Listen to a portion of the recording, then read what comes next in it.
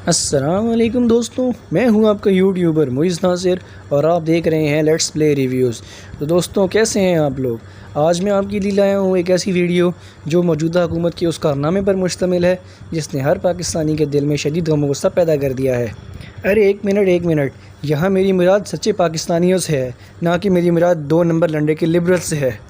جی ہاں، وہی لنڈے کے لبرلز جو ہر اس کام کے لیے سڑکوں پہ نکل آتے ہیں جو اسلامی اقدار کے منافی ہو یا اس ملک کے خلاف ہو، یا پھر ان کے گورے آقاؤں کو خوش کرنے کے لیے ہو۔ لیکن جہاں بات آ جائے اسلام کے دفاع کی یا پھر اس ملک کے فائدے کی، وہاں ان لوگوں کی زبانوں پہ تالے پڑ جاتے ہیں۔ اس کی ایک مثال میں آپ کے سامنے رکھتا ہوں۔ جہاں بات ہو عورت مارچ کی آڑ میں پھیلائی جانے والی بے حودگی اور فحاشی کی، تو وہاں یہ لنڈے کے لبرلز گلے پھاڑ کر سڑکوں پر چیختے ہوئے نظر آتے ہیں۔ لیکن اگر بات کریں کشمیر کی، جہاں ہر روز معصوم شہریوں کو شہید، عورتوں اور بچیوں کی عزت کو پامال کیا جاتا ہو، تو اس وقت یہ ہیومن رائٹس کے چیمپئن کہاں مر جاتے ہیں۔ بابری مسجد کے حوالے سے ایک اور مثال آپ کے سامنے ہے، جہاں انڈین سپریم کورٹ نے شہید بابری مسجد کی جگہ پہ ہندو مندر تعمیر کرنے کا حکم جاری کیا۔ اس ایشو پہ جب ان سے پوچھا گیا تو یہ کہتے ہیں کہ وہ انڈیا کا اندرونی معاملہ ہے، ہم تو اپنے ملک کے ریپرزینٹیو ہیں۔ لنڈے کی لیبرلز والی بات کو یہاں تک آپ ذہن میں رکھیے گا۔ اب ہم چلتے ہیں اصل موضوع کی طرف۔ اب ہوتا کچھ یوں ہے کہ 2016 کے اندر میئر اسلام آباد کی فرمائش پہ سابقہ حکومت ہندو کمیونٹی کو اسلام آباد میں 10 کنال کی جگہ الاٹ کرتی ہے۔ یہاں تک کام کر کے ہمارے ایکس پرائم منسٹر اپنے کندھے جھاڑ لیتے ہیں اور باقی کا کام چھوڑ دیا اگلے آنے والوں پر۔ اب باری آتی ہے پٹواری سے چینج ہو کے پڑھی لکھی حکومت کی، اور وہی کیس اٹھا کے لایا جاتا ہے موجودہ پرائم منسٹر کے سامنے، اور ہمارے کپتان صاحب جلدی دستخط کر کے اسی 10 کنال کی زمین پر مندر بنانے کی اجازت دے دیتے ہیں۔ اور بات صرف یہیں ختم نہیں ہوتی، ساتھ میں 10 کروڑ کا گرانٹ بھی دے رہے ہیں تاکہ ہندو کمیونٹی بڑی آسانی سے اس فنڈ کی مدد سے اپنا مندر بنا سکیں۔ اب یہ تو کسی کتاب میں نہیں لکھا کہ ایک طرف تو آپ دعویٰ کرتے ہیں مدینہ کی ریاست کا، اور پھر اسی ریاست کے دارالخلافہ جس کا نام ہی اسلام آباد ہے، وہاں آپ ایک بت پرستی کے اڈے کو تیار کرنے کا حکم دیں۔ اب یہاں آتی ہے ان کی گردن ہماری مٹھی میں۔ جی ہاں، بھلا کون سے 10 کروڑ؟ عوام کے خون پسینے کی کمائی سے نچوڑے ہوئے ٹیکس کی رقم سے 10 کروڑ۔ ایک طرف تو وہ پچھلے 2 سالوں سے رونا پیٹنا کر رہے ہیں کہ بھائی ملک کے خزانے خالی ہیں، قرضے چڑھے ہوئے ہیں، قرضوں کی قسطوں کے لیے ہمیں مزید قرض لینے ہیں IMF سے، اور ادھر آپ بڑے مزے سے 10 کروڑ ایک بت پرستی کے شرک کے اڈے کو تعمیر کرنے کے لیے گرانٹ دے رہے ہیں۔ یہاں مجھے ایک بات یاد آتی ہے، وہ کوئی شرم ہوتی ہے، کوئی حیا ہوتی ہے، کوئی ایتھکس ہوتی ہے۔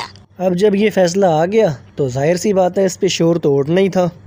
پھر آ جاتے ہیں آپ کے ڈبو جیسے وزیر ٹی وی پہ بیٹھ کے صفائیاں دینے کے لیے، جیسے ان سے بڑا کوئی چیمپئن نہ ہو اسلام کا۔ کہتے ہیں جی کہ ہماری عوام خواہ مخواہ غصہ ہو رہی ہے، انہیں پتہ ہے کوئی نہیں کسی بات کا، اسلام تو خود اقلیتوں کے حقوق کا تحفظ کرتا ہے۔ فار گاڈ سیک یار، اسلام کے احکام کی غلط ڈیفینیشن کرنا بند کریں۔ اسلام صرف اتنی اجازت دیتا ہے کہ جو غیر مسلموں کی عبادت گاہیں جو پہلے سے موجود ہیں صرف ان کو تحفظ دیا جائے، نہ کہ ہر گلی محلے اور چوک پہ جناب ان کے لیے چرچ، مندر اور ٹیمپل بنائے جائیں۔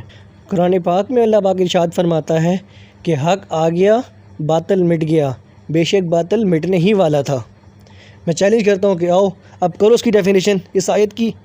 یہاں پہ کون حق ہے اور کون باطل؟ جن کو ٹوٹل 4 کلمے یاد نہیں ہوتے وہ آ کے ہمیں سکھائیں گے کہ اسلام کے احکام کیا ہیں۔ تو دوستوں ہوا کچھ یوں کہ مولانا تقی عثمانی سے لے کے مولانا مفتی منیب الرحمان تک ہر ایک عالم نے اس فیصلے کو کنڈم کیا، یہاں تک کہ انڈیا سے ڈاکٹر ذاکر نائک صاحب نے بھی اس فیصلے کی شدید مذمت کی، اور باقاعدہ قرآن و حدیث کی دلائل کے ساتھ یہ واضح کیا کہ اسلام کہیں بھی الاؤ نہیں کرتا کہ ایک مسلمان اپنے پیسے ڈونیٹ کرے تاکہ ہندو اور غیر مسلم جو ہیں وہ اپنے عبادت خانے بنا سکیں، چاہے اس کے پیچھے ریزنز کچھ بھی ہوں۔ کیونکہ اگر آپ مندر، ٹیمپل، گردوارے یہ سب بنا کر دیں گے تو آپ ایک طرح سے کفر، بت پرستی اور جو بھی اس سے جڑے باطل مذاہب ہیں آپ ان کو پرموٹ کر رہے ہیں، اور اسلام تو کفر کو مٹانے آیا تھا۔ ہاں آئی سمجھ فواد چودھری صاحب؟ تو بھائیو، جب سارے مکاتب فکر کے علماء اس بات پر اکٹھے ہو گئے کہ کسی صورت بھی حکومت کو عوام کے ٹیکس کے پیسے سے مندر بنانے کی اجازت نہیں دے سکتے اور یہ اسلام اور آئین دونوں کی روح کے منافی ہے، تو پھر اس گورنمنٹ نے سوچا کہ یہ معاملہ تو حد سے زیادہ سنگین ہے، ہم نے دوبارہ نہیں آنا 2 سال بعد ووٹ مانگنے کے لیے۔ تو چنانچہ وزیر اعظم صاحب نے اس فیصلے کو عارضی طور پہ ریووک کیا اور یہ مسئلہ اسلامی نظریاتی کونسل کے حوالے کر دیا تاکہ بندوق ہمارے کندھے سے نہ چلے۔ اب جو فیصلہ آئے گا ہم کہیں گے کہ یہ فیصلہ تو اسلامی نظریاتی کونسل کے علماء نے کیا ہے۔ بڑی تیز ہو رہے ہوئے۔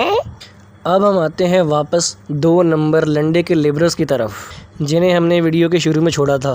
تو ہوا کچھ یوں کہ جب یہ فیصلہ مندر کی تعمیر والا عارضی طور پر معطل ہوا تو یہی وہ 2 نمبر عورت مارچ والی عورتیں مغرب کا لبادہ اوڑھے آ گئیں اسلام آباد کی سڑکوں کے اوپر احتجاج کرنے کہ بھئی ہندوؤں کے حقوق کا تحفظ کیا جائے، ان کے مندر کی تعمیر دوبارہ شروع کی جائے۔ اور ہم لوگ تو ہیں ہی ہیومن رائٹس کے چورن بیچنے کے لیے۔ I said go to hell with your human rights۔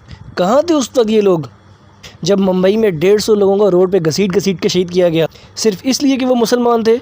وہاں کی مسجدوں کو آگ لگائی گئی، قرآن پاک کے نسخوں کو جلایا گیا، تب کہاں مر گئے تھے یہ لنڈے کے لیبرلز؟ اور یہ بات ہے 8 جولائی کی۔ کسی میڈیا چینل کو اتنی توفیق نہیں ہوئی کہ وہ ان کو کور کر کے اپنے چینلز پر ایکسپوز کرتا۔ کیا آپ لوگوں کے 4 گھنٹے کے ٹاک شوز صرف آلو ٹماٹر اور تیل گھی کے ریٹ طے کرنے کے لیے ہوتے ہیں؟ یہاں میں عمران خان سے بھی ایک بات کہنا چاہوں گا، اگر خدا نے خواستہ یہ مندر بن گیا اور یہاں پہ بت پرستی شروع ہو گئی تو اس کا جتنا بھی اجر و ثواب ہے وہ سب سے پہلے کس کو ملے گا؟ جس نے زمین الاٹ کی تھی یا جس نے 10 کروڑ روپے جاری کیے تھے؟ آپ لوگوں کو یاد ہوگا کہ پچھلے سال جب عمران خان صاحب UN میں اسپیچ کر کے آئے تھے اور اسلام کا اچھا امیج دکھا کر آئے تھے، تب میں بھی ان کا معترف تھا اور ان کے فرسٹ لائن سپورٹرز میں سے تھا، اور اب مجھے اس ٹائم کو یاد کر کے ہنسی آتی ہے۔